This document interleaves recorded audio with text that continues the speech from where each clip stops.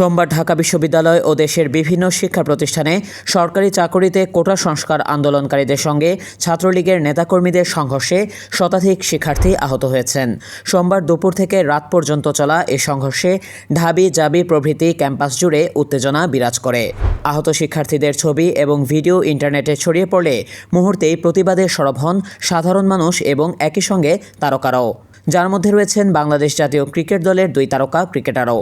ঢাবি শিক্ষার্থী এবং জাতীয় দলের ব্যাটার তাওহিদ হৃদয় এই সহিংসতার প্রতিবাদ জানিয়েছেন এবং বলেন, আমার প্রাণের ঢাকা বিশ্ববিদ্যালয় আর রক্তাক্ত না হোক।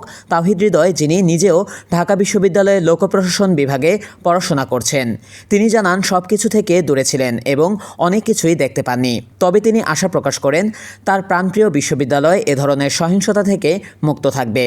ছাত্রদের সঙ্গে একাত্মতা জানিয়েছেন জাতীয় ক্রিকেট দলের তারকা পেসার শরীফুল ইসলামও।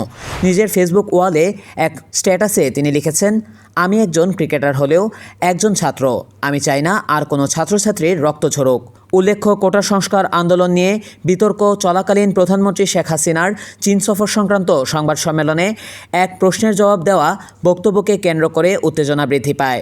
মুক্তিযোদ্ধাদের নাতিপুতিরাও পাবে না, তাহলে কি রাজাকারের নাতিপুতিরা পাবে?